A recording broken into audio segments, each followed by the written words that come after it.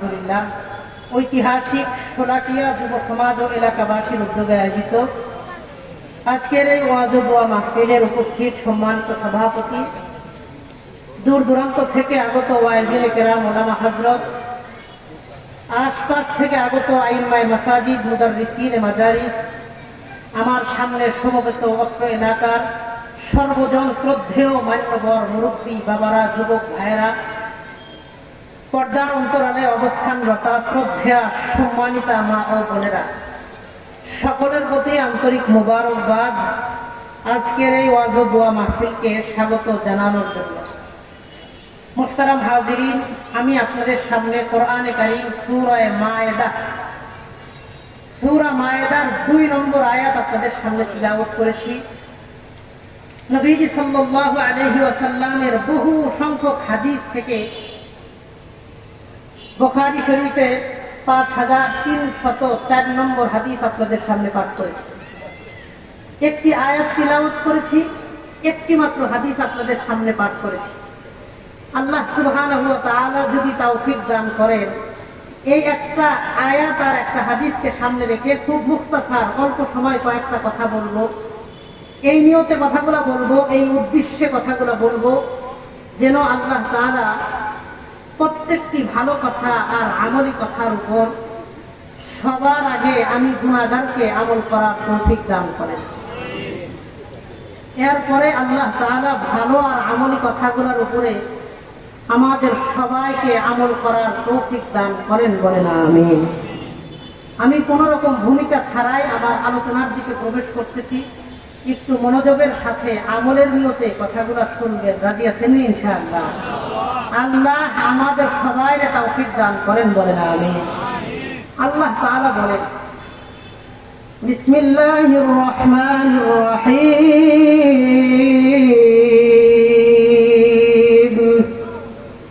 ওয়া তাআওয়ানু আলাল বিররি ওয়াত তাকওয়া ওয়া লা তাআওয়ানু আলাল ইসমি ওয়াল উদওয়ান। আল্লাহ বলেন, তোমরা একে অপরকে ভালো কাজে সহযোগিতা করো, গুনাহের কাজে সহযোগিতা করিও না। ভালো কাজে একে অপরকে সহযোগিতা করিও, গুনার কাজে সহযোগিতা করো না। এরপরে আল্লাহ বলেন, ওয়াত্তাকুল্লাহ, তোমরা সবাই আল্লাহকে ভয় করবা। বলেন, আমরা ভয় করব কাকে? এরপরে আল্লাহ বলেন, ইন্নাল্লাহা শাদীদুল ইকাব।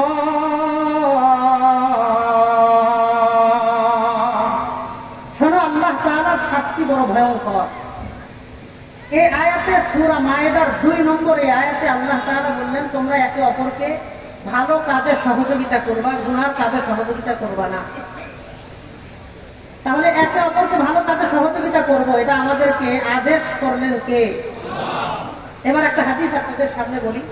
আবু দাউদ শরীফের 5544 নম্বর হাদিসের বর্ণনা, 4944 নম্বর হাদিসের বর্ণনা। عن أبي هريرة رضي الله تعالى عنه أنه قال, নবীজির সাহাবী আবু হুরায়রা রাদিয়াল্লাহু আনহু তিনি বলেন, قال رسول الله صلى الله عليه وسلم, নবীজি বলেন, إن الدين النصيحة। এই কথাটা নবীজি 3 বার বলেন। অন্য ব্যক্তির কল্যাণ কামনা করার নামই হলো দ্বীন। একজন ব্যক্তি আরেকজন মানুষের কল্যাণ কামনা করবে, এটার নাম দ্বীন। একজন মানুষ আরেকজন মানুষের উপকার করবে, ক্ষতি করবে না, এটার নাম হলো দ্বীন। তাহলে 1 নম্বর কথা জানলাম, আল্লাহ কোরআনে একে অপরকে সহযোগিতার কথা বলেছেন ভালো কাজে।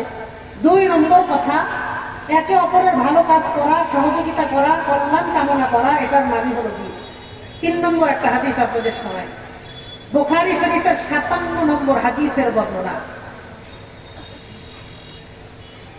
এই হাদিসের মধ্যে নবীজির সাহাবী বলেন, عن جرير بن عبد الله رضي الله تعالى عنه وعنهم أنه قال, নবীজির বিখ্যাত সাহাবী জারীর ইবনে আব্দুল্লাহ রাদিয়াল্লাহু আনহু তিনি বলেন, বায়াতু রাসূলুল্লাহি সাল্লাল্লাহু আলাইহি ওয়াসাল্লাম, আমি আল্লাহর নবীর হাতে হাত রেখে 3 কাজের ব্যাপারে ওয়াদা করেছি।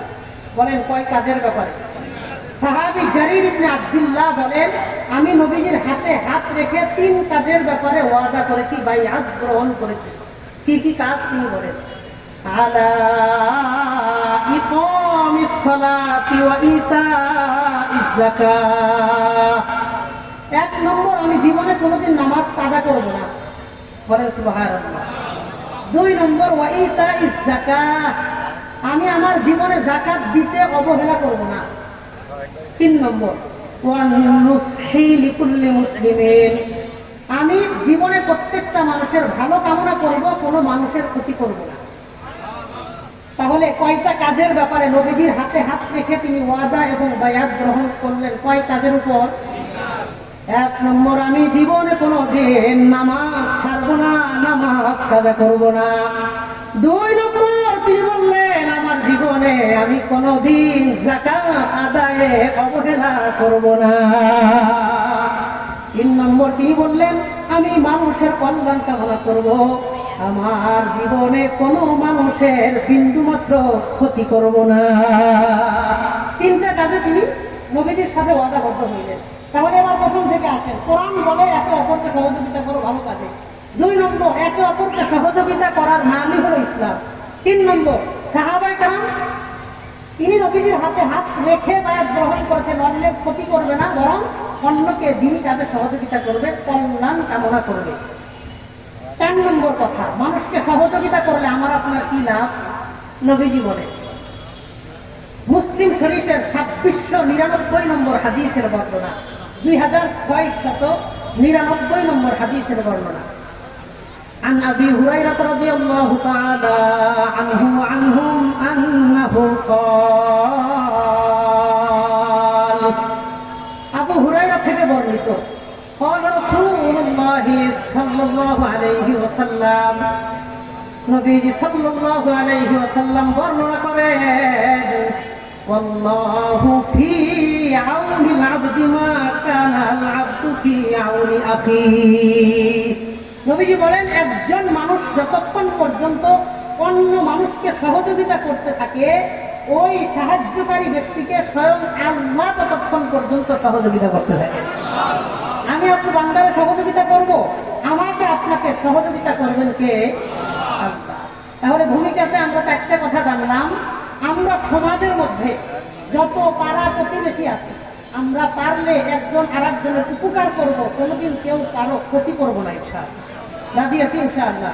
আল্লাহ আমাদের সবাই তৌফিক দান করেন, বলেন আমিন।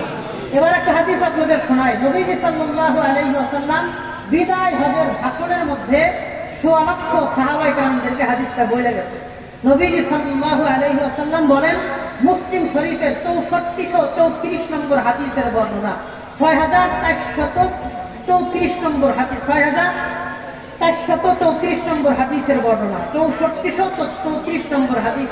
নবীজি বলেন, عن جابر بن عبد الله رضي الله تعالى عنه وعنهم أنه قال, জাবের রাদিয়াল্লাহু আনহু থেকে বর্ণিত, তিনি বলেন, قال النبي صلى الله عليه وسلم في خطبة حجة الوداع, আল্লাহর নবী বিদায় হজের খুতবার মধ্যে 100 লক্ষ সাহাবায়ে কেরামদেরকে বলেন, লা তাহাসাদু ওয়ালা তানাদাসু ওয়ালা তাবাগাদু ওয়ালা তাদাবারু ওয়ালা ইয়াবি বা'দুকুম আলা বাই'il বা'দ। নবীজি বলেন, লা তাহাসাদু, তোমরা সমাজে একে অপরের সাথে হিংসা করবা না। বলেন কি করবা না? নবী বললেন, লা তাহাসাদু, তোমরা সমাজের মধ্যে একে অপরের সাথে হিংসা করবা না। ওয়ালা তানাজাসু, তোমরা একে অন্যের সাথে ধোঁকাবাজি করবা না। ওয়ালা তাবাগাদু, একে অন্যের সাথে বিদ্বেষ লালন করবা না। ওয়ালা তাদাবারু, তোমরা একে অন্যের পিছনে বসে কারো সাথে শত্রুতা লালন করবা না। একে অন্যের পিছনে বসে কারো ক্ষতি করার চিন্তা ভাবনা করবা না। 4টা কাজ থেকে নবী নিষেধ করলেন, হিংসা করো না, ধোঁকা দিও না, অন্যের সাথে বিদ্বেষ রাখো না, আর পিছনে বসে কারো ক্ষতি করার চিন্তা করো না। আর একটা কথা নবী বললেন, ওয়ালা ইয়াবি'ু বা'দুকুম আলা বাই'i বা'দ, একজনের বেচা কেনার উপর আরেকজন বেচা কেনা করো না। একজন গরিব মানুষ একটা মাছের দাম করতেছে, জিজ্ঞাসা করতেছে যে এটা আমি আপনাকে 3000 টাকা দিই। গরিব মানুষ এর চাইতে বেশি তার সামর্থ্য নাই। একজন টাকাওয়ালা মানুষ এসে বলতেছে, ভাই 3000 টাকা না, আমি 3500 টাকা দিব, আমার দিয়ে দেবে।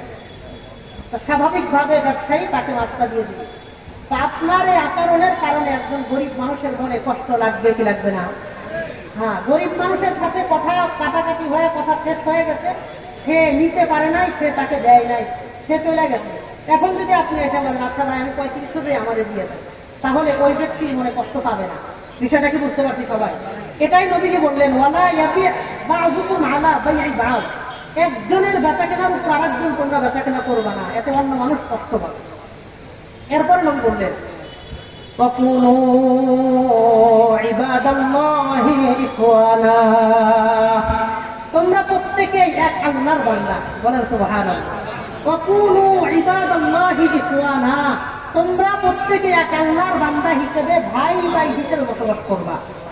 এরপরে নবী বললেন, শোনো, আল মুসলিমু আখুল মুসলিম, একজন মুসলমান আরেকজন মুসলমানের ভাই হয়। একজন মুসলমান আরেকজন মুসলমানের কি হয়?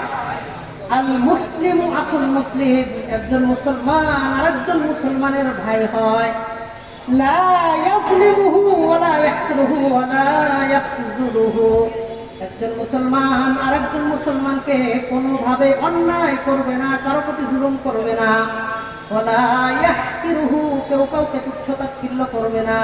ওয়া লা ইয়াখযুলুহু, কেউ কাউকে অপমান করবে না। এক নম্বর, কেউ কারো প্রতি অন্যায় করবে না। দুই নম্বর, কেউ কাউকে অপমান করবে না। তিন নম্বর, কেউ কাউকে তুচ্ছ-তাচ্ছিল্য করবে না। নবী সাল্লাল্লাহু আলাইহি ওয়াসাল্লাম এরপরে বলেন, শোনো, বিহাসবি ইমরিন মিনাশ শাররি আন ইয়াহকিরা আখাহুল মুসলিমা, কোন মানুষ মন্দ হওয়ার জন্য এটাই যথেষ্ট, সে আরেক ব্যক্তিকে মন্দ ধারণা করবে। একজন মানুষকে কেউ মন্দ বলবে, এই ব্যক্তি খারাপ হওয়ার জন্য এটাই যথেষ্ট। এরপরে নবী বললেন, শোনো, কুল্লুল মুসলিমি আলাল মুসলিমি হারাম মালুহু ওয়া দামুহু ওয়া ইরদুহু, একজন মুসলমান থেকে আরেকজন মুসলমানের তিনটা জিনিস হারাম। তোমরা একজন মুসলমান আরেকজন মুসলমানের তিন জিনিসের কখনো ক্ষতি করবে না। এক নম্বর, দামুহু, তার জানের ক্ষতি করবে না। দুই নম্বর, ওয়া মালুহু, তার সম্পত্তির কোনো ক্ষতি করবে না। তিন নম্বর, ওয়া ইরদুহু, তোমরা তার সম্মানের ক্ষতি করবে না। আল্লাহ আমাদের সবাইকে এই হাদিসের উপর আমল করবার তৌফিক দান করেন, বলেন আমিন। নবীজি সাল্লাল্লাহু আলাইহি ওয়াসাল্লাম বেশ কিছু বিষয় এখানে আমাদেরকে জানাইলেন। তোমরা এক মুসলমান হয়ে আরেক মুসলমানের জানের ক্ষতি করবে না, সম্পত্তির ক্ষতি করবে না, সম্মানের ক্ষতি করবে না। আল্লাহ আমাদের বুঝবার তৌফিক দান করেন, বলেন আমিন। এক ব্যক্তি রিকশাওয়ালা, মনে করেন রিকশাওয়ালা আপনার কাছ থেকে অল্প করে টাকা হাওলাত করছে। হঠাৎ করে একদিন চাষকালে 10-15 জন মানুষের সামনে তার সাথে আপনার দেখা। 10-15 জন মানুষের সামনে ডাক দিয়ে বললেন, কিরে আব্দুর রহিম, আমার টাকাটা যত্ন দে, টাকাটা তো দিলি না। এক নম্বর, আপনি টাকাটা তার কাছে আলাদাভাবে চাইতে পারতেন, অসুবিধা নাই, কিন্তু 10 জন মানুষের কাছে আপনি টাকাটা চাইলেন, অথবা তাকে এমন কথা বললেন সে লজ্জিত অনুভব করলো, লজ্জা পাইল। এইভাবে টাকা চাওয়া হোক অথবা অন্য কোনো ব্যাপারে অন্যকে লজ্জা দেওয়া আমার আপনার উচিত না। বিষয়টা বুঝতে পারছে তো? সে হোক রিক্সা চালক, হোক ভ্যান চালক, হোক সিএনজি চালক, প্রত্যেকটা মানুষের একটা আত্মমর্যাদা, ব্যক্তিত্ব এবং সম্মান আছে না নাই? আল্লাহ আমাদের বুঝবার তৌফিক দান করেন, বলেন আমিন। আমরা সমাজের মধ্যে একে অপরের সাথে ভাতৃত্বের বন্ধন নিয়ে আমাদের সুন্দরভাবে সমাজটা গঠন করতে চাই, রাজি আছি ইনশাআল্লাহ। কেউ কারো ক্ষতি করবো না, মনে বিদ্বেষ রাখবো না, হিংসা রাখবো না। আপনার সাথে 15-16 বছর 17 বছর কে কি আচরণ করছে, কে কিভাবে কষ্ট দিচ্ছে, কে কিভাবে হয়রানি করছে, আপনার নামে কয়টা মামলা দিচ্ছে, তার ব্যবসায়িক ক্ষতি করছে, তার সামাজিক স্ট্যাটাসের ক্ষতি করছে, এই সব কিছু প্রতিশোধ পরায়ণ না হয়ে দিল থেকে মাফ করে দেওয়ার চেষ্টা করবো, রাজি আছি ইনশাআল্লাহ। আল্লাহ আমাদেরকে মুসলমান ভাইয়ের ক্ষতি থেকে, ক্ষতি করা থেকে আমাদের প্রত্যেককে হেফাজত করেন, বলেন আমিন। তা আমাদের সমাজটাকে আরো সুন্দরভাবে গঠন করার জন্য খুব সংক্ষিপ্ত আকারে আমি 10টা পয়েন্টে কথা বলবো, যেটাকে আপনারা শিরোনাম দিতে পারেন মানব সেবা, সমাজ সেবা। 1 নম্বর, ওয়ালায়াতুল ইয়াতীম। আমাদের সমাজে বহু মানুষ, বহু ছোট ছোট বাচ্চা, তাদের মা বাবা অথবা শুধু বাবা দুনিয়া থেকে বিদায় নিয়েছে। এই ইয়াতীম বাচ্চাদেরকে লালন পালন করা ইসলামে বহু গুণে এর সব আল্লাহ তাআলা কোরআনে কারীমের মধ্যে উল্লেখ করে। আর দেখা যায় আমাদের সমাজের মধ্যে ইয়াতীম শ্রেণীর শিশুরা সবার হাতেই কিছুটা অবহেলার শিকার হয়, তাদেরকে কেউ তেমন মূল্যায়ন করে না। বাবা মারা গেছে, বোন তার এক সন্তান নিয়ে বাপের বাড়িতে চলে আসে, তো ভাইয়েরা বোনকেও ভালো করে দেখতে পারে না, বোনের যে সন্তান আছে ইয়াতীম করেও ভালো, ওর সাথেও ভালো আচরণ করে আছে না নাই। নিজের সন্তানের সাথে বোনের সন্তান, ছোট ছোট বাচ্চা দুইজনে ঝগড়া লাগছে, ঝগড়া লাগার পর নিজের সন্তান করে তাই না বুকে নেয়, আর ওই কোলারে ধরত দেয়, কিরে তোর এত বড় সাহস, ওর গায়ে হাত তুলছে।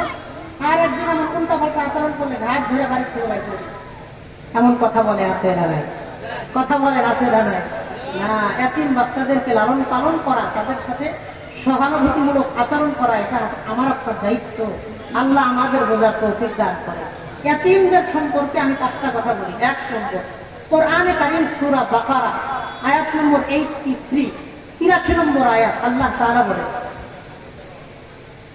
লা তা'বুদুনা ইল্লাল্লাহ। মুমিন মুসলমান, তোমরা আল্লাহর দাসত্ব ছাড়া কারো দাসত্ব করবা না। বলেন আমি আপনি একমাত্র ইবাদত করব কার? আল্লাহ বললেন, লা তা'বুদুনা ইল্লাল্লাহ, তোমরা আল্লাহর ইবাদত ছাড়া কারো ইবাদত করবা না। 2 নম্বর কথা আল্লাহ তাআলা বললেন, وبالوالدين إحسانا وذي القربى واليتامى والمساكين। আর শোনো, তোমরা তোমার মা বাবা, তোমার নিকট আত্মীয় আর তোমার ইয়াতীম আর মিসকিন শিশুদের সাথে ভালো আচরণ করবা। আল্লাহ বললেন আমার ইবাদত ছাড়া কারো ইবাদত করবা না, আমার দাসত্ব ছাড়া কারো দাসত্ব করবা না। এরপরেই বললেন মা বাবা, ইয়াতীম শিশু, নিকট আত্মীয় আর অসহায় শিশুদের সাথে ভালো আচরণ করবা। তার মানে ইয়াতীমদের সাথে ভালো আচরণ করার গুরুত্ব ইসলামে আছে না নাই? এবার আরেকটা আয়াত আল্লাহ তাআলা বলেন, সূরা বাকারা আয়াত নম্বর 215, 215 নম্বর আয়াত, আল্লাহ তাআলা বলেন সূরা বাকারা, ইয়াসআলুনাকা মাযা ইউনফিকুন। নবী মানুষজন আপনাকে জিজ্ঞাসা করে তারা তাদের সম্পদ কোন পথে ব্যয় করবে। কুল মা আনফাকতুম মিন খায়রিন ফালিল ওয়ালিদাইন ওয়াল আকরাবিন ওয়াল ইয়াতামা ওয়াল মাসাকিন ওয়া ইবনিস সাবিল। নবী আপনি আপনার উম্মতদেরকে জানায়া দেন, তারা যদি জানতে চায় তারা তাদের সম্পদ কোন পথে ব্যয় করবে, আপনি তাদেরকে জানায়া দেন তারা যেন সম্পত্তি 5টা পথে ব্যয় করে। 1 নম্বর, ফালিল ওয়ালিদাইন, তারা যেন তাদের সম্পত্তি তাদের মা বাবার পিছনে ব্যয় করে। 2 নম্বর, ওয়াল আকরাবিন, নিকট আত্মীয় স্বজনদেরকে যেন তারা দান করে। 3 নম্বর, ওয়াল ইয়াতামা, ইয়াতীম শিশুদেরকে যেন তারা দান করে। 4 নম্বর, ওয়াল মাসাকিন, সমাজের মধ্যে দরিদ্র মানুষদেরকে যেন তারা দান করে। 5 নম্বর, ওয়া ইবনিস সাবিল, মুসাফিরদেরকে যেন তারা দান করে। এই 5টা শ্রেণীর মধ্যে আল্লাহ তাআলা 3 নম্বরে জানাইলেন ইয়াতীম শিশুদেরকে যেন তারা দান করে। তার মানে ইয়াতীম শিশুদের পিছনে সম্পদ খরচ করার গুরুত্ব ইসলামে আছে না নাই? এবার আরেকটা আয়াত, সূরা নিসা 10 নম্বর আয়াত, আল্লাহ তাআলা বলেন, ইন্নাল্লাযীনা ইয়াকুলুনা আমওয়ালাল ইয়াতামা যুলমা, যেই সমস্ত মানুষ ইয়াতীমের মাল আত্মসাৎ করে অন্যায়ভাবে, বলেন বৈধভাবে না অন্যায়ভাবে?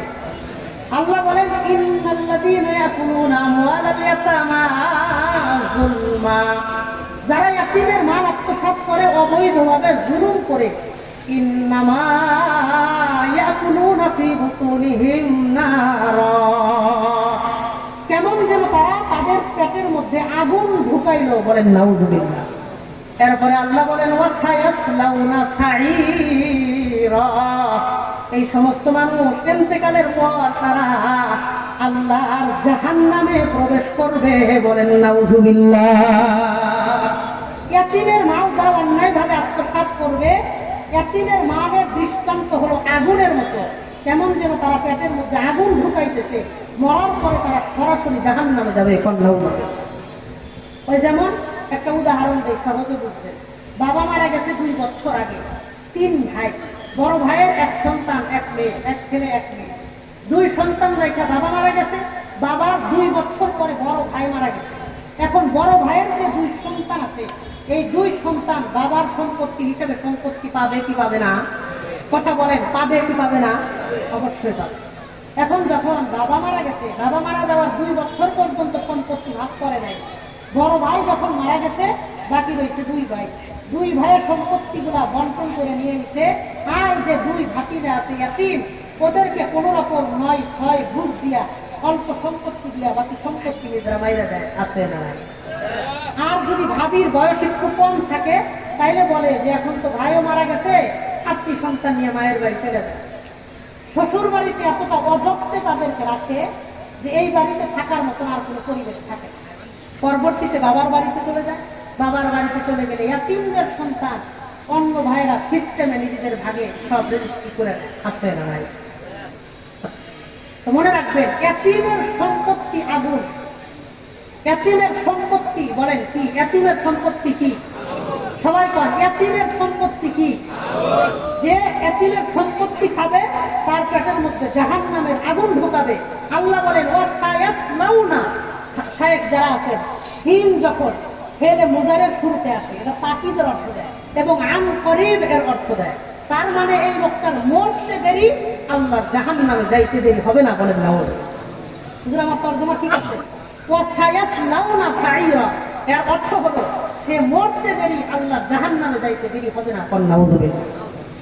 এই জন্য আমাদের সমাজে ইয়াতীম সন্তানরা বাবার হক বুঝে পাইল কিনা, এটা সুনিশ্চিত করা আমার আপনার দায়িত্ব। আল্লাহ আমাদের বুঝবার তৌফিক দান করে এবং সব সময় চিন্তা করবে আপনার দ্বারা অন্যের সম্পত্তি যেন অবৈধভাবে রক্ষণ করা না হয়। আল্লাহ আমাদের হেফাজত করেন, বলে না আমিন। অন্যের সম্পত্তি নিজের সম্পত্তির মধ্যে মিক্স করবেন, আপনার পরিবারে কোনোদিন সুখ আর শান্তি আসবে না। এই জন্য বোনদের সম্পত্তি, ফুফুদের সম্পত্তি, ভাতিজাদের সম্পত্তি, চাচাতো ভাই চাচাদের সম্পত্তি, তাদেরকে দিলেন কিনা নিজের সাথে হিসাব কিতাব করবেন, রাজি আছেন ইনশাআল্লাহ। আর দেখবেন অধিকাংশ মানুষ সমাজের মধ্যে তাদের ফুফুদের সাথে সম্পর্ক খুব বেশি ভালো না, কিন্তু যারা খালাম্মা আছে, খালা আছে, খালাদের সাথে তাদের সম্পর্ক ভালো। কারণ কি? ফুফুদেরকে দিতে হয়, খালাদেরকে দিতে হয়। কথা বল। ফুফুদের সাথে সম্পর্ক ভালো না, যায় না, বছরের পর বছর ফুফুর বাড়ি যায় না, কারণ গেলেই তো আমার বাবার সম্পত্তি পাইব তো ফুফুরা। কিন্তু খালার সাথে সম্পর্ক খুব ভালো, খালা আজকে ধুমধাম আয়োজন করে, সবকিছু করে। খালা তো ভাইদের সাথে নিয়মিত যোগাযোগ, ফুফা তো ভাইদের সাথে যোগাযোগ নেই, কারণ খালার বাড়ি থেকে আনা যায়, ফুফুর বাড়ি থেকে আনে না, বরং দিতে হয়। আল্লাহ আমাদের বুঝবার তৌফিক দান করেন, বলেন আমিন। ইয়াতীমদের ব্যাপারে 3টা কথা বললাম। 1 নম্বর, ইয়াতীমদেরকে আল্লাহ বলেছেন আমার ইবাদত করবা, আমার ব্যতীত অন্য কারো ইবাদত করবা না এবং ইয়াতীমদের প্রতি খেয়াল রাখবা। 2 নম্বর, আল্লাহ বলেছেন 5 শ্রেণীর মানুষকে দান করবা। 1 নম্বর, মা বাবা দান করবা মানে তাদের পিছনে সম্পত্তি খরচ করবা, যাই করবে। মা বাবা, নিকট আত্মীয়, ইয়াতীম, মিসকিন এবং মুসাফির, 5 শ্রেণীর কথা আমাদেরকে জানায় দিয়েছেন কে? আল্লাহ। আর 3 নম্বর কথা, ইয়াতীমদের সম্পত্তি হলো আগুন। এই কথাটা আবার বলেন, ইয়াতীমদের সম্পত্তি কি? আগুন। যে ব্যক্তি ইয়াতীমের সম্পত্তি অন্যায়ভাবে আত্মসাৎ করবে, সে মরতে দেরি, আল্লাহ জাহান্নামে যাইতে দেরি না, বলেন নাউযুবিল্লাহ। এবার আরেকটা কথা, বুখারী শরীফ হাদিস নাম্বার 5304 নম্বর, 5304 নম্বর হাদিসের বর্ণনা। নবীজি বলেন, عن أبي هريرة رضي الله تعالى عنه وعنهم أنه قال, আবু হুরায়রা সাল্লাল্লাহু আলাইহি ওয়াসাল্লাম বলেছেন, আনা ওয়া কাফিরুল ইয়াতীম ফিল জান্নাতি হাকাযা ওয়া আশারা বিইসবাইহি সাব্বাবাতি ওয়াল wusta ওয়া ফাররাকা বাইনাহুমা শাইআ। নবীজি বলেন, আমি এবং যেই ব্যক্তি ইয়াতীমকে লালন পালন করবে, বলেন কাকে লালন পালন করবে? যেই ব্যক্তি ইয়াতীমকে লালন পালন করবে ওই ব্যক্তি আর আমি দুইজনে ফিল জান্নাতি হাকাযা, জান্নাতে আমরা এইভাবে থাকবো। ওয়া আশারা বিইসবাইহি সাব্বাবাতি ওয়াল wusta, এরপরে আল্লাহর নবী দুইটা আঙ্গুল আকাশের দিকে উঠায়া বললেন, এই দুইটা আঙ্গুল যতটা পাশাপাশি থাকে আমি আর ওই ব্যক্তি আল্লাহর জান্নাতে এতটাই কাছাকাছি অবস্থান করব। আমি আর ওই ব্যক্তি জান্নাতে এতটা কাছাকাছি থাকবো। এরপরে নবী বলেন, ওয়াফাররাকা বাইনাহুমা শাইআ ওয়া ফি রিওয়ায়াতিন ওয়াফাররাজা বাইনাহুমা শাইআ, দুই আঙ্গুলে লাগায় রাখছিলেন, এরপরে একটু ফাঁকা করছেন, ফাঁকা করে বলেন, এই দুই আঙ্গুল যতটা কাছাকাছি আমি আর ইয়াতীমের প্রতি যারা লালন পালন করে সহযোগিতা করে এই দুই ব্যক্তি জান্নাতে এতটাই কাছাকাছি অবস্থান করল। আমি আপনি নবীজির সাথে জান্নাতে থাকতে চাই কি চাই না? কথা কন, চাই কি চাই না? আর একটা হাদিস আপনাদের শোনায়, মুসনাদে আহমদ 1905 নম্বর হাদিসের বলে 1905, নবীজি সাল্লাল্লাহু আলাইহি ওয়াসাল্লাম বলেন, عن أبي موسى الأشعري رضي الله تعالى عنه وعنهم أنه قال, আবু মুসা আশআরী রাদিয়াল্লাহু আনহু তিনি বলেন, قال رسول الله صلى الله عليه وسلم, রাসূলুল্লাহ সাল্লাল্লাহু আলাইহি ওয়াসাল্লাম বলেন, মান যাম্মা ইয়াতীমান বাইনা আবাওয়াইনি মুসলিমাইনি ইলা তুআমিহি ওয়া শারাবিহি, যেই ব্যক্তি মা বাবা হারা কোনো সন্তানকে, যেই ব্যক্তি মা বাবা হারা কোনো সন্তানকে নিজেদের খাবারের সাথে সংযুক্ত করে নেবে, হাত্তা ইয়াস্তাগনিয়া আনহু, বালেগ হওয়ার আগ পর্যন্ত, যেই ব্যক্তি একটা ইয়াতীম বাচ্চাকে খানা দানা করাবে বালেগ হওয়ার আগ পর্যন্ত, প্রাপ্ত বয়স্ক হওয়ার আগ পর্যন্ত, নবীজি বলেন, ওয়াজাবাত লাহুল জান্নাতু আলবাত্তাতা, ওই ব্যক্তির জন্য আল্লাহর জান্নাত সুনিশ্চিত হয়ে যায়। ওই ব্যক্তির জন্য আল্লাহর জান্নাত, ওয়াজাবাত লাহুল জান্নাতু আলবাত্তাতা, আলবাত্তাতা মানে সুনিশ্চিত, চূড়ান্ত। ওই ব্যক্তির জন্য আল্লাহর জান্নাতের ফায়সালা চূড়ান্ত হয়ে যায়, বলেন সুবহানাল্লাহ। এই জন্য আমরা ইয়াতীম সন্তান যারা সমাজে আছে, তাদের বাবা মারা গেছে, মা মারা গেছে, এদের প্রতি আমরা সদয় দৃষ্টি দেওয়ার চেষ্টা করব। রাজি আছেন ইনশাআল্লাহ? রাজি আছেন ইনশাআল্লাহ? আল্লাহ আমাদের সবাই তৌফিক দান করেন, বলেন আমিন। 2 নম্বর কথা, 1 নম্বর ইয়াতীমদের ব্যাপারে সজাগ দৃষ্টি রাখবো, এই ব্যাপারে 5টা কথা বলেছি। 2 নম্বর, বিধবা নারী যারা আছে, যাদের স্বামী মারা গেছে, তাদের ব্যাপারে আমরা সহযোগিতামূলক আচরণ করব। তাদের ব্যাপারে আমরা সমাজে তাদেরকে সহযোগিতা করার চেষ্টা করব। কি ফজিলত! নবীজি সাল্লাল্লাহু আলাইহি ওয়াসাল্লাম বলেন, বুখারী শরীফের বর্ণনা 5353, মানে 5353 নম্বর হাদিসের বর্ণনা। قال رسول الله صلى الله عليه وسلم, রাসূলুল্লাহ সাল্লাল্লাহু আলাইহি ওয়াসাল্লাম বলেন, الساعي على الأرملة والمسكين كالمجاهد في سبيل الله أو القائم الليل الصائم النهار। নবীজি বলেন, الساعي على الأرملة والمسكين, যে সমস্ত মানুষ বিধবা নারী আর একজন অসহায় মানুষকে খাবার খাওয়ানোর ব্যাপারে চেষ্টা করে। আপনি চেষ্টা করলেন একজন অসহায় মানুষকে খাবার দিবেন, অথবা একজন বিধবা নারীকে একবেলা খাওয়াইবেন। এই চেষ্টার জন্য যে ব্যক্তি ফিকির করে, আস-সাঈ, কষ্ট করে, নবী বলেন, কাল মুজাহিদ ফি সাবিলিল্লাহ, ওই ব্যক্তি আল্লাহর রাস্তায় জিহাদ করলে যেমন সব হইতো, এই গরিব আর বিধবা নারীকে একবেলা খাওয়ানোর কারণে আল্লাহ তার আমল নামায় জিহাদের সব লিপিবদ্ধ করে দেয়। এরপরে নবীজি বলেন, আবিল কাইমিল লাইলা আস-সাইমিন নাহার, সারা রাত দাঁড়িয়ে দাঁড়িয়ে তাহাজ্জুদ করলে যেমন সব হইতো, আবিস সাইমিন নাহার, সারা দিন রোজা রাখলে যেমন সব হইতো, সারা রাত তাহাজ্জুদ, সারা দিন রোজা, এই পরিমাণ সব আল্লাহ এই ব্যক্তিরা আমল নামায় দান করে দেয়। সারা রাত তাহাজ্জুদ অবিস্ফারিমিন নাহারা, সারাদিন রোজা রাখলে যেমন সব, এই বিধবা নারী আর এতিমদেরকে যারা খানা খাওয়ানোর জন্য চেষ্টা করে তাদের আমল নামায় আল্লাহ সম পরিমাণ সব লিপিবদ্ধ করে দেয়। তাহলে 1 নম্বর কথায় এতিমদের লালন পালন করবো। 2 নম্বর বিধবা যাদের স্বামী মারা গেছে তাদেরকে আমরা সহযোগিতা করার চেষ্টা করবো, আল্লাহ আমাদের তৌফিক দান করে।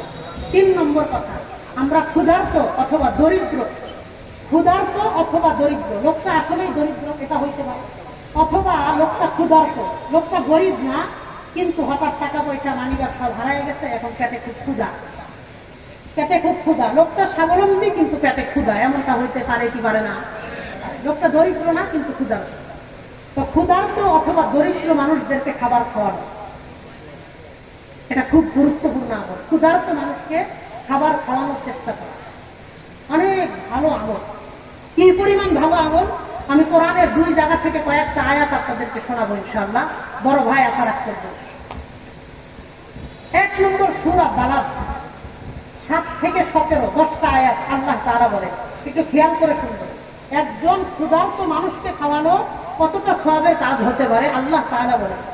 সূরা বালাদ 7 থেকে 17 নম্বর আয়াত আল্লাহ বলেন, আয়াহসাবু আল্লাম ইয়ারাহু আহাদ, মানুষ কি মনে করে তারে কেউ দেখে না? বলেন আমাকে আপনাকে একজন দেখেন সর্বদাই, তিনি কে? আল্লাহ বললেন আয়াহসাবু আল্লাম ইয়ারাহু আহাদ, মানুষ কি মনে করে তারে কেউ দেখে না? শোনো, আলাম নাজআল লাহু আইনাইন, আমি মানুষদেরকে 2টা চক্ষু দান করেছি। বলেন আমাকে আপনাকে 2টা চক্ষুর মালিক বানাইছেন কে? এরপরে আল্লাহ বলেন ওয়ালিসানাও ওয়া শাফাতাইন, আমি মানুষদেরকে একটা জিহ্বা এবং 2টা ঠোঁট দান করেছি। আমাদের জিহ্বা কয়টা? ঠোঁট কয়টা? আল্লাহ বললেন তোমাদেরকে 2টা চোখ, 2টা ঠোঁট আর একটা জিহ্বার মালিক আমি আল্লাহ বানাইছি। ওয়াহাদাইনাহুন নাজদাইন, তোমাদেরকে আমি 2টা রাস্তা দেখাইছি, একটা ভালো রাস্তা আর একটা খারাপ রাস্তা। আমার আপনার সামনে, প্রত্যেকটা মানুষের সামনেই তো 2টা রাস্তা থাকে, একটা ভালো রাস্তা আর একটা মন্দের রাস্তা। আল্লাহ বলেন 2টা রাস্তাই তোমাদের সামনে আমি উন্মুক্ত করে দিলাম। ফালাকতাহামাল আকাবা, কিন্তু তোমরা ঘাটির পথ পাড়ি দিয়া জান্নাত পর্যন্ত আসতে পারো নাই। ফালাকতাহামাল আকাবা, তোমরা ঘাটি অতিক্রম করে জান্নাত পর্যন্ত আসো নাই। তো জান্নাতের পথ কোনটা? তোমরা সে পথে আসতে পারো নাই। এবার আল্লাহ নবীজিকে জিজ্ঞাসা করেন ওমা আদরাকা মাল আকাবা, নবী আপনি কি জানেন জান্নাতের পথ কোনটা? তো আল্লাহ জানায়া দেন, শোনেন জান্নাতে যাওয়ার পথটা একটা। বলেন সুবহানাল্লাহ। জান্নাতে যাওয়ার পথ কয়টা? এই সূরার এই আয়াত সূরাতে আল্লাহ একটা পথ বলেছেন। 1 নম্বর ফাক্কু রাকাবা, বন্দীদেরকে মুক্ত করবেন, কৃতদাসদেরকে আজাদ করবেন। আগের জামানায় আরবের মধ্যে কৃতদাসের প্রচলন ছিল। নবীজি বলেন যে ব্যক্তি একজন কৃতদাসকে তার মালিকের কাছ থেকে কিনে আজাদ করে দিবে, মুক্ত করে দিবে, এই ব্যক্তির গর্দানটা আল্লাহ জাহান্নামের আগুন থেকে মুক্তি করে দেয়। 1 নম্বর আল্লাহ বললেন ফাক্কু রাকাবা, কৃতদাসদেরকে আপনি আজাদ করবেন। 2 নম্বর নবী আল্লাহ বলেন আও ইতআমু ফি ইয়াউমিন যী মাসগাবা, অথবা অভাব অনটনের দিন আপনি ক্ষুধার্ত মানুষদেরকে খাওয়াবে। আও ইতআমু ফি ইয়াউমিন যী মাসগাবা, অভাব অনটন দুর্দিনে আপনি মানুষদেরকে খাবার খাওয়াবেন। অভাব অনটন বন্দী মানুষদেরকে যদি আপনি খানা খাওয়ান, এই খাবারের আমলটা আপনাকে আল্লাহর জান্নাত পর্যন্ত নিয়ে যাবে। 3 নম্বর বলেন ইয়াতীমান যা মাকরাবা, নিজের নিকট আত্মীয় স্বজনদের মধ্যে যারা ইয়াতীম তাদেরকে খেয়াল রাখবেন। 4 নম্বর আও মিসকিনান যা মাকরাবা, অথবা অসহায় নিঃস্ব দরিদ্র মানুষদের প্রতি খেয়াল রাখবেন। এই আয়াতে জানলাম আল্লাহ জান্নাতে যাওয়ার 4টা পদ্ধতি বললেন। 1 নম্বর এর মধ্যে একটা বললেন ইতআমুন ফি ইয়াউমিন যী মাসগাবা, অভাব অনটনের দিনে মানুষকে খাওয়াইবে। অভাবের মধ্যে ক্ষুধার্ত মানুষকে খাওয়াইলে, ইখলাসের সাথে খাওয়াইলে এই ব্যক্তিকে আল্লাহ জান্নাতের ফয়সালা করবে। এটার প্রমাণ আরেকটা আয়াত থেকে আমি আপনাদের শোনাই। সূরা মুদ্দাসসির 42 থেকে 45 তিনটা আয়াতে আল্লাহ তাআলা বলেন, ফি জান্নাতি ইয়াতাসাআলুনা আনিল মুজরিমিন। কিয়ামতের দিন জান্নাতে যারা যাবে তারা জাহান্নামীদেরকে প্রশ্ন করবে। যারা জান্নাতে যাবে তারা জাহান্নামীদের বলা মানুষদেরকে জিজ্ঞাসা করবে। জান্নাতীরা জাহান্নামীদেরকে জিজ্ঞাসা করে বলবে, মা সালাকাকুম ফি সাকার, কিরে ভাই তোমরা জাহান্নামে গেলা কেন? কোন জিনিস তোমাদেরকে জাহান্নামে নিয়েছে? প্রশ্নটা বুঝতে পারছেন তো সবাই? জান্নাতীরা জাহান্নামীওয়ালাদেরকে দেখে জিজ্ঞাসা করছে, তোমরা জাহান্নামে কেন? কি কারণে তোমরা জাহান্নামে গেছো? তো তারা বলবে, আমরা 4টা কারণে জাহান্নামে আসছি। বলেন কয়টা?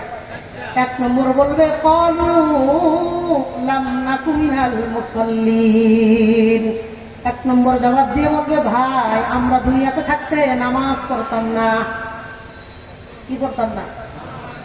1 নম্বর জবাব দিয়ে বলবে, ক্বালু লাম নাকু মিনাল মুসাল্লিন, আমরা দুনিয়াতে নামাজের ব্যাপারে পাবন্দি করি নাই, খেলায় খেলায় সময় নষ্ট করেছি, অবহেলা করে মসজিদ গুলাতে যাই নাই। আজানের শব্দ আসছে কানে, আবার ইকামতের শব্দ কানে আসছে, দোকানে বসে থাকছি, হোটেলে বসে থাকছি, ব্যবসায়িক প্রতিষ্ঠানে বসে থাকছি, মসজিদের কেরাতটা কানে আসছে, তারপরেও মসজিদে যায় না। এমন মানুষ এই শহর এলাকার মধ্যে আছে না নাই? আল্লাহ আমাদের সবাইকে 5 ওয়াক্ত নামাজি, পরহেজগার, দিনদার, মুত্তাকি হিসাবে কবুল করে নেন। বলেন আমিন। আল্লাহ আমাদেরকে নামাজি বানায় দেন। বলেন আমিন। তো জাহান্নামে যাওয়ার 4টা কারণ বলবে। 1 নম্বর বলবে, আমরা দুনিয়াতে থাকতে নামাজ পড়ি নাই। 2 নম্বর বলবে, ওয়ালাম নাকু নুতঈমুল মিসকিন, আমরা দুনিয়াতে থাকতে মিসকিন মানুষদেরকে খাবার দেই নাই। সমাজে দেখবেন বহু মানুষ হাজার হাজার টাকার খাবার নষ্ট করে, কিন্তু গরিব মানুষকে দেয় না। ছাদের উপরে বালতির মধ্যে নিয়ে নষ্ট করে আসে, 1 সপ্তাহ খাওয়ান পরে নিয়ে রাজবিনে বানায় দেয় না। হোটেল ব্যবসায়ী যারা আছে, এই কিশোরগঞ্জের কি বলে শহীদি মসজিদের আশেপাশে যতগুলো রেস্টুরেন্ট আছে, অনেক রেস্টুরেন্ট ভালো থাকতে পারে, আবার অনেক রেস্টুরেন্ট ওনারা এমন আছে খাবার বাঁচলে 10টা 11টার মধ্যে এই ওয়েস্ট খাবারগুলো, বাইচা যাওয়া খাবারগুলো নিয়ে ভাত দিনে ফালাইয়া যায়, কিন্তু গরিব মানুষকে দেয় না। আমি নিজে জিজ্ঞাসা করেছি, আমি মোহাম্মদপুর জুমা পড়াই, তো মোহাম্মদপুরের আগে হলো গাবতলি এক হোটেলে আমি প্রত্যেক সপ্তাহে নাস্তা করি সকালে, শুক্রবার। তা আমি দেখতেছি রাত্রের খাবারটা তারা সকালবেলা নিয়ে ফেলাই দিচ্ছে। তা আমি তারা জিজ্ঞাসা করলাম, সাইদ ভাই, ডক্টর নাম সাইদ ভাই, আপনি খাবারগুলো নষ্ট করেন কেন? আপনি তো রাত্রে চাইলে গরিব মিসকিনদেরকে দিয়ে দিতে পারেন, অথবা ফ্রিজে রাখতে পারেন, সকালেও তো দিয়ে দিতে পারেন। তো হুজুর দেওয়া যাবে না। বললাম কেন? হুজুর দেওয়া যাবে না। তা আমি একটু জোর দিয়ে বললাম, কেন দেন না? তাই আজকে দিলে তো কালকেও আসবে। বলেন না, আল্লাহ আপনাকে যদি সুযোগ দিবেন সেদিন আপনি দিবেন, যেদিন আল্লাহ আপনাকে সুযোগ দেন নাই বা আপনার কাছে খাবার দেওয়ার মতন নাই, আপনি দিবেন না। তাই বলে কি একদিন দেওয়া দিলে আরেকদিন আসবে, সেই জন্য কি বন্ধ করাটা উচিত হবে? আল্লাহ আমাদের বোঝার তৌফিক দান করেন। ধরে না, এটা করবেন না। আপনি সওয়াবের নিয়তে খাবার যেটা নষ্ট করলেন, নষ্ট করেন না। গরিব অসহায় মানুষদেরকে দেন, খাবার নষ্ট করেন না। কারণ যারা জাহান্নামে যাবে তারা 4 কারণে জাহান্নামে যাবে। 1 নম্বর, ক্বালু লাম নাকু মিনাল মুসাল্লিন, দুনিয়াতে আমরা নামাজ পড়ি নাই। 2 নম্বর, ওয়ালাম নাকু নুতঈমুল মিসকিন, দুনিয়াতে আমরা অসহায় মানুষদের খাবার দিই। খাবার না দেওয়ার কারণে আল্লাহ আজকে আমাদেরকে জাহান্নামে রাখে। 3 নম্বর, তারা বলবে, ওয়াকুন্না নাকুযু মা'আল খাইদিন, আমরা দুনিয়াতে মানুষদের সাথে অনর্থক বসে আড্ডা দিতাম। কিভাবে আড্ডা দিতাম? ওয়াকুন্না নাকুযু মা'আল খাইদিন, আমরা দুনিয়াতে মানুষদের সাথে বিনা কারণে অযথা অনর্থক তালের সামনে বৈশা ঘন্টার পর ঘন্টা আড্ডা চালাইতে থাকে, এমন মানুষ এই এলাকার মধ্যেও আছে না নাই? আল্লাহ আমাদের সবাইকে সহি বুঝ দান করেন, বলেন আমিন। 4 নম্বর কথা তারা বলবে ওয়াকুন্না নুকাজ্জিবু বিয়াউমিদ্দিন, আর আমরা আখিরাতকে অস্বীকার করতাম। আর ওলামায়ে কেরাম মুয়াজ্জিন তাইবন নানান রকমের কথা আমাদেরকে শোনাইতেন। আমরা বলতাম এগুলা মোল্লা মৌলবীরা বলবে, আমাদের সাথে এইগুলোর কোনো বেশি লেনদেন নাই। এই কথা বলে আখিরাত সম্পর্কে উদাস হয়ে থাকতাম। দুনিয়া দুনিয়া দুনিয়া দুনিয়া করতে করতে আখিরাত সম্পর্কে ফিকির করার টাইম ছিল না। এই জন্য দেখবেন অনেক অটোওয়ালা যারা অটো ভ্যান চালায়, অটো রিক্সা চালায়, যদি জিজ্ঞাসা করা হয় ভাই নামাজটা করেন না, তাই হুজুর আমি ভ্যান চালাই, আমার কি আর নামাজ পড়ার সময় হয়? আমি হুজুর পাঁচ দোকানদারি করি, আমার কি আর নামাজ পড়ার মতন সময় আছে? এরকম কথা বলে উত্তর দেয় এমন মানুষ আছে না নাই? আল্লাহ আমাদের বুঝবার তৌফিক দান করেন, বলে না আমিন।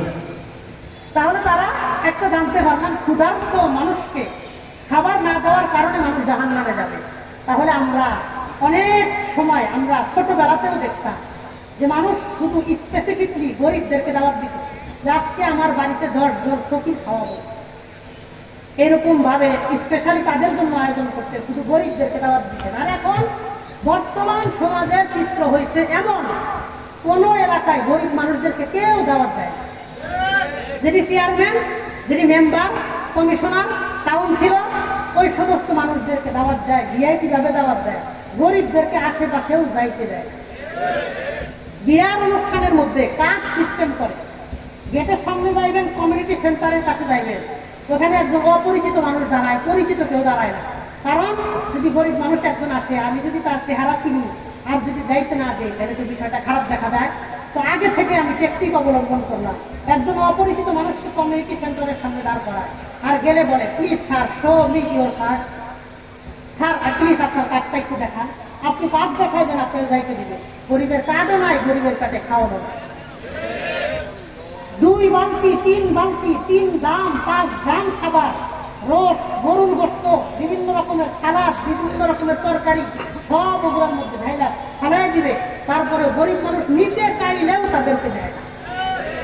সে যদি কয় খাবার নষ্ট আমরা নিয়ে যাই, কেন নেওয়া যাবে না? কেন? তাইলে কমিউনিটি সেন্টারে বদনাম হবে। তারা বলবে উই আর নট স্মার্ট, আমরা স্মার্ট না, আমাদের এখানে গরিব মানুষও আছে, এখানে ভদ্রলোকের পরিবেশ নাই, কন্যাও দিবে। আবার দেখবেন অনেক শিক্ষিত শিক্ষিত এলাকার মধ্যে রাখে ভিক্ষুক মুক্ত এলাকা, কথা বলা।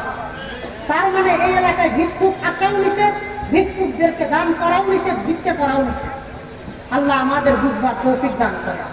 আপনার টাকা যদি গরিবের কাছে না যায়, আপনার টাকার মধ্যে যদি গরিবের হক না থাকে, আল্লাহর কসম এই সম্পত্তি আপনাকে আল্লাহ জাহান্নামে নিয়ে যেতে পারে, বলেন নাউযুবিল্লাহ। এই জন্য আমার সাথে একবার অনেকগুলো আয়াত হাদিস আপনাদেরকে বললাম, সামনে আরো বলবো ইনশাআল্লাহ। বাকি আমি অনুরোধ করবো, সপ্তাহে পারেন অথবা না পারেন মাসে একদিন একজন গরিব, একজন বিধবা অথবা একজন ইয়াতীম, এই 3 শ্রেণীর কোনো একজন মানুষকে মাসে একদিন হইলেও চাউল ভাত অথবা আলু ভর্তা দিয়ে ভাত হইলেও খাওয়াবো ইনশাআল্লাহ। রাজি আছেন ইনশাআল্লাহ? আপনি বাড়ি চাই না না খাওয়ান, আপনি টাকা দিয়ে দিবেন, শুক্রবারে যে কোনো এক মাসে একদিন ভাই আপনি টাকাটা দিয়ে কিছু খাইয়া নিয়ে, এই কথা বলতে পারবো তো ইনশাআল্লাহ? আপনি প্রত্যেক দিন সুযোগ হয় না, প্রত্যেক সপ্তাহে সুযোগ হয় না, প্রত্যেক মাসে সুযোগ হয় না। এর অর্থ এই না যে আপনার জীবনে একদিনও সুযোগ হবে। কথা বুঝতে পারছি তো ইনশাআল্লাহ? মাসে একদিন, এই বছর থেকে আগামী বছর মাহফিল পর্যন্ত 12 মাস হবে। আগামী বছর জানুয়ারিতে মাহফিল হবে ইনশাআল্লাহ। এবং আমি আরিফ বিন হাবিব ভাইয়ের সাথে কথা বলবো, ভাইয়ের সাথে কথা বলে ইনশাআল্লাহ আরিফ বিন হাবিব ভাইও আগামী জানুয়ারিতে এখানে আসবেন ইনশাআল্লাহ, বলেন আলহামদুলিল্লাহ। এবং আমরা আসবো ইনশাআল্লাহ, বলেন। এই 12 মাস হবে বা 13-14 মাস যাই হোক না কেন, প্রত্যেক মাসে আমরা একজন গরিব মানুষকে এক বেলা ভাত খাওয়াবো, একজন গরিব মানুষ, এতিম মানুষ, বিধবা মানুষকে এক বেলা আমরা খাওয়ানোর চেষ্টা করবো। রাজি আছি ইনশাআল্লাহ? কে কে রাজি আছে এই ব্যাপারে একটু আল্লাহরে হাত দেখা যায়, একটু বেশি করে হাত উঠান ইনশাআল্লাহ। আল্লাহ হাত নামায়েন না, আল্লাহ এই মুসলমান ভাইরা আমার সাথে হাত উঠাইছে, আল্লাহ আপনি প্রত্যেকের হালাল ইনকামের মধ্যে ভরপুর বরকত দান করেন, বলে আল্লাহ। যদি গরিবের কথা শুনি না, যারা এমন একটা মহৎ কাজের নিয়ত করলো, আর আমার রাহিমিন, হে আরশের মালিক আল্লাহ, হে বাইতুল্লাহর মালিক আল্লাহ, এই কাজের উসুলা করে আমাদের সবাইরে জান্নাতুল ফেরদাউসে একই সাথে বসার তৌফিক দান করে। এটা মহৎ বড় একটা আমল আমরা ছেড়ে দিছি, বেমালুম ভুলে গেছি। 1 মাস হয়েছে একজন গরিবকে খাওয়াই নাই, 2 মাস হয়েছে একজন এতিমকে খাওয়াই নাই, 5 মাস গেছে কোনোদিন একজন মিসকিনকে খাওয়াই নাই, 1 বছর গেছে একজন বিধবাকে সহযোগিতা করে। এমন অসংখ্য মানুষ আমাদের সমাজে আছে না নাই? অথচ নবীজি সাল্লাল্লাহু আলাইহি ওয়াসাল্লাম হাদিসের মধ্যে বলেন, যখন মক্কার সাহাবায়ে কেরাম হিজরত করে মদিনায় গেছেন, মক্কার সাহাবায়ে কেরাম বাড়ি ঘর জায়গা জমি বাগান সম্পত্তি সব মক্কায় ছাইরা মদিনায় গেছে, সব গরিব কিচ্ছু নাই, একটা করে বাইরে গেছে। তো আনসারী সাহাবায়ে কেরাম তাদেরকে দান করলেন। নবীজি সাল্লাল্লাহু আলাইহি ওয়াসাল্লাম বললেন, শোনো, ইন্নামা তুরযাকুনা বিফআলিকিল মুহাজিরিন, এই যে তোমাদের বাগান ফসল ফল ফলাদি পশু, এদের দুধে বরকত হয়, ফসলে বরকত হয়, খেজুরে বরকত হয়। কেন জানো? কারণ তোমরা গরিবদেরকে দান করো। মুহাজির গরিব সাহাবী, তাদেরকে তোমরা খাওয়াইতেছো, এই জন্য আল্লাহ তোমাদের ফসলি জমিনে বরকত দিতেছেন। বলেন সুবহানাল্লাহ। গরিবদেরকে খাওয়াইলে ফসলে বরকত হয়, নবীর কথা। আর আমি আপনাদেরকে একটা উদাহরণ দিয়ে বুঝাই। আগে আপনাদের একটা লাউ গাছে যেই পরিমাণ লাউ হইতো, এখন আর এলাকার লাউ গাছে সেই পরিমাণ লাউ হয় না। একটা সিম গাছে এই পরিমাণ সিম ধরতো, পাতার চাইতে সিমের সংখ্যা বেশি। এলাকার মানুষকে ফিরিয়ে দিয়ে শেষ করেও যাইতো না, তারপরেও কিছু সিম গাছে বাড়তি হইয়া বিচি ময়রা চেটকে লাগে থাকে। কথা বুঝতেছেন তো আমার? শুধু এটা না, আগে আরো একটু বাস্তব উদাহরণ নেন। আপনারা হাওড়া এলাকার মানুষ, কিশোরগঞ্জের মানুষ সহজে বুঝবে। আগে একটা নদী নালায় খাল দিলে যেই পরিমাণ মাছ পাওয়া যাইত, এখন নদী নালায় খাল দিলে সেই পরিমাণ মাছ পাওয়া যায়, চোখেও দেখা যায় না, শুধু মুরব্বীদের কাছে শুনলে গাল গল্প মনে হয়। এই পরিমাণ মাছ আগে পাওয়া যাইত, এখন পাওয়া যায়। আরো কিছু উদাহরণ, আগে একটা গাভীর গায়ে, গাভীর বটে বাটে যে পরিমাণ দুধ হইতো, এখন সেই পরিমাণ দুধ হয় না। আরো ভয়াবহ উদাহরণ হলো, আগে কোনোদিন আমরা শুনি নাই একজন বাচ্চা তার মায়ের বুকের দুধ পায়, এই কথা আমরা আগে কখনো শুনতাম না। আর এখন প্রত্যেকটা এলাকা, প্রত্যেকটা গ্রাম, প্রত্যেকটা পাড়া মহল্লা সব জায়গায় শুনি বাচ্চা হয়েছে, বাচ্চা মায়ের বুকের দুধ পায় না। মা ডাক্তারের কাছে গিয়া ওষুধ হয় না, ওষুধ খায়, তারপরে বাচ্চা দুধ খাইতে পারে। মা ওষুধ খাওয়া বন্ধ করে দিলে বাচ্চা মায়ের বুকের দুধ পর্যন্ত পায় না, খাইতে পারে না। কারণ কি? এই যে প্রাকৃতিক সম্পত্তি থেকে বরকত নষ্ট হয়ে যাইতেছে, বরকত কমে যাইতেছে, আস্তে আস্তে সব জিনিসের দাম বাইরে যাইতেছে। কারণ কি? খোঁজ নিয়ে দেখবেন, এলাকার মানুষ আগে গরিবদেরকে দান করতো, এতিমদেরকে খাওয়াইতো। আস্তে আস্তে তারা গরিব থেকে যতটা দূরে চলে যায়, আল্লাহর বরকত সমাজ থেকে ততটাই দূরে চলে যায়। আপনারা গরিবদেরকে যতটা অবহেলা করবেন, আল্লাহর বরকত আপনাদেরকে ততটা অবহেলা করবে। বলেন নাউজুবিল্লাহ। এই জন্য প্রত্যেক মাসে একবার একজন ফকিরকে, একজন ইয়াতীমকে, একজন বিধবাকে আমরা খাওয়াবো ইনশাআল্লাহ। মনে থাকবেন ইনশাআল্লাহ। আমার সাথে কিশোরগঞ্জে আমি বেশ ভালো পরিমাণে আসি, যদি কখনো দেখা হয় বলবেন, হাত ধরে বলবেন, হুজুর আপনার কাছে শোনার পরে আমি মাসে একদিন একজন ফকিরকে খাওয়ানোর চেষ্টা করি। নিজে পারি অথবা টাকা দিয়ে বলি কিছু খাইয়া নিয়ে আমি চেষ্টা করি। এরকম ভাবে আমার সাক্ষী বানাইবে, যেন হাসরের মাঠে আমি গুনাহগার হইলেও আপনার জন্য যেন সাক্ষী দিতে পারি। রাজি আছেন ইনশাআল্লাহ? আল্লাহ সবার আগে আমাকে, এরপরে আমাদের সবাই তাওফিক দান করেন। বলেন আমিন।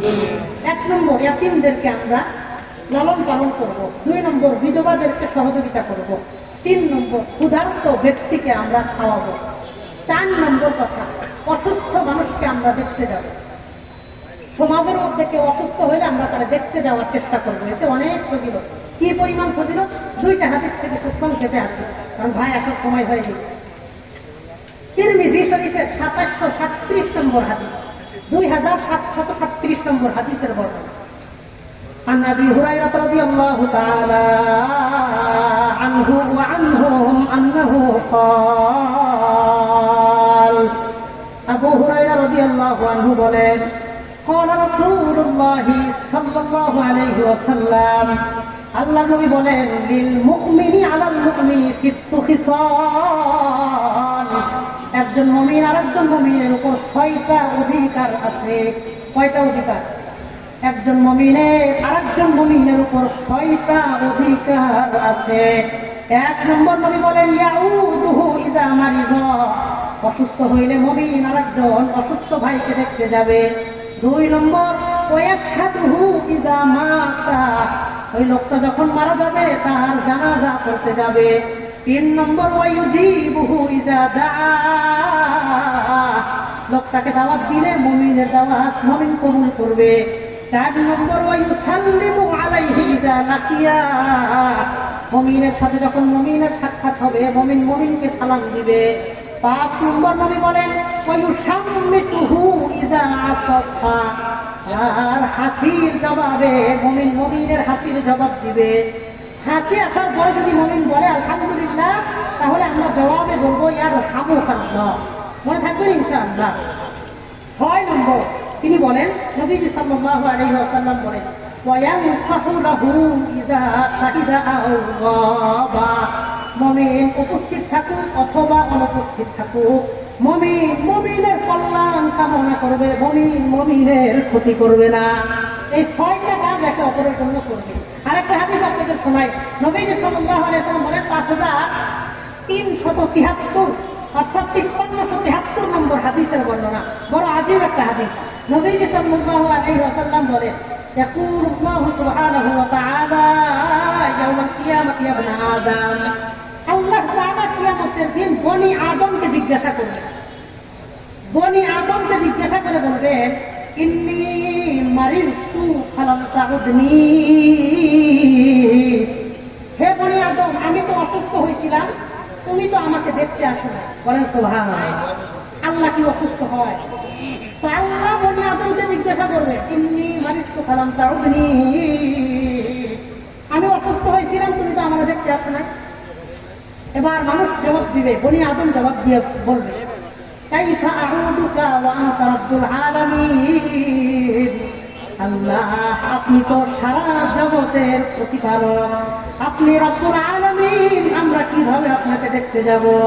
এবার আল্লাহ বলবেন আলা তা'লামু আন্না ফুলানান মারিদা ফালাম তাউদহু, তুমি কি জানো না ওই ব্যক্তি অসুস্থ হয়েছিল, তুমি তো তাকে দেখতে যাও না। একজন মানুষের কথা বলবে, তোমার পাশের বাড়ির লোক অসুস্থ হয়েছিল, তুমি তাকে দেখতে যাও না। শোনো, ফাইন্নাকা লাউ তাউত্তাহু, তুমি যদি ওই ব্যক্তিকে দেখতে যাইতা লা ওয়াজাদতানি ইনদা, ওই ব্যক্তির দেখার মাধ্যমে সেবার মাধ্যমে তুমি আমি আল্লাহকে পাওয়া যাইতা। তুমি যদি ওই ব্যক্তিকে দেখতে যাইতা তাহলে তুমি আমি আল্লাহরে পাইতা। বলেন সুবহানাল্লাহ। এই জন্য আমরা অসুস্থ ব্যক্তিদেরকে দেখতে যাওয়ার চেষ্টা করব, আল্লাহ তাওফিক দান করেন বলে আমিন। 5 নম্বর কথা, নবীজি সাল্লাল্লাহু আলাইহি ওয়াসাল্লাম বলেন তোমরা প্রতিবেশীর সাথে ভালো আচরণ করবা, প্রতিবেশীর মনে কখনো কষ্ট দিবা না। 6 নম্বর কথা, তোমরা মানুষকে কর্জ দেওয়ার চেষ্টা করবা, ঋণ দেওয়ার চেষ্টা করবা, কারণ নবীজি সাল্লাল্লাহু আলাইহি ওয়াসাল্লাম বর্ণনা করেন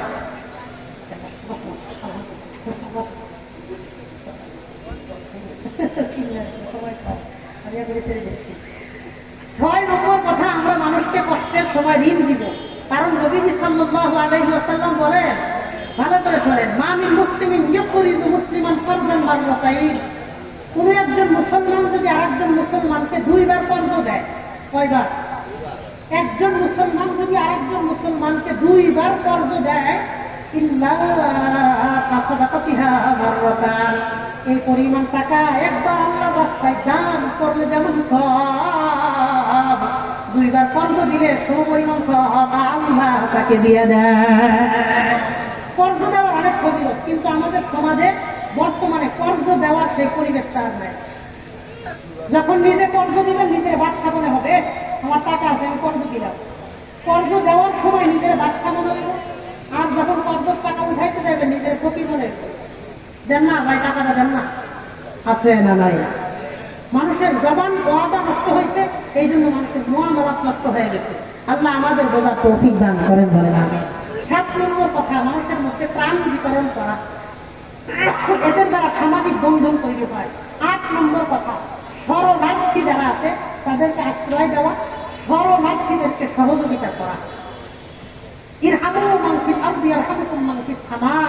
তোমরা দুনিয়ার মুসিবতগ্রস্ত মানুষদের প্রতি দয়া করো, তোমাদের উপর আল্লাহ দয়া করবেন, বলেন সুবহানাল্লাহ। 9 নম্বর কথা, আমরা মানুষকে রক্ত দান করব। কেউ যদি মানুষ বিপদে পড়ে, অসুস্থ হয়, রক্ত দিবে, অনেক বড় ফজিলতের কাজ। ফুকাহায়ে কেরাম এই মাসালাকে জায়েজ বলেছেন এবং একটা আয়াত দিয়ে তারা দলিল পেশ করেন, ওমান আহিয়াহা ফাকান্নামা আহিয়ান নাস জামিআ।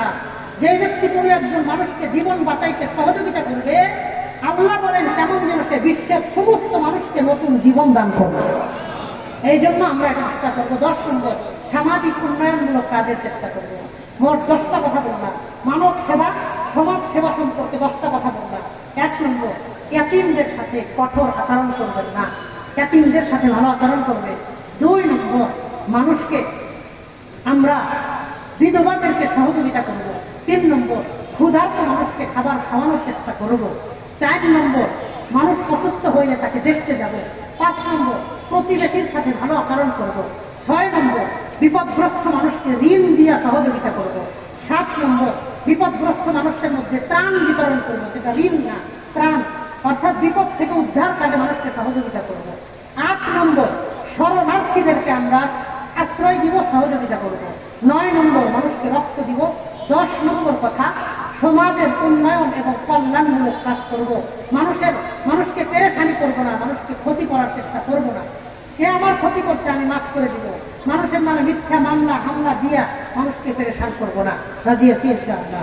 আল্লাহ যে কথাগুলো বলেছি, বিশেষ করে একটা আমল দিয়েছি, মাসে একবার, অন্তত মাসে একবার, সপ্তাহে না পারেন মাসে একবার একজন গরিব মানুষকে পেট ভরে খাওয়াইবেন। বিশ্বাস, ওই গরিব ব্যক্তি যদি আপনার জন্য হাত তুলে দোয়া করে, ওই গরিবের দোয়া আল্লাহ কোনোদিন ফিরাইয়া দিবে না ইনশাআল্লাহ। যে কথাগুলো বলেছি, আল্লাহ তাআলা সবার আগে আমি গুনাহগাররে আমলের তৌফিক দান করেন, তারপরে আল্লাহ আমাদের সবাই আমলের তৌফিক দান করেন। হ্যাঁ, বলছি তো, আগামী বছর ইনশাআল্লাহ জানুয়ারি মাসে মাহফিল হবে। আমি আরিফিন হাইদ ভাই, আমার বারাকাতুল্লাহর সাথে কথা বলবো। গতবারও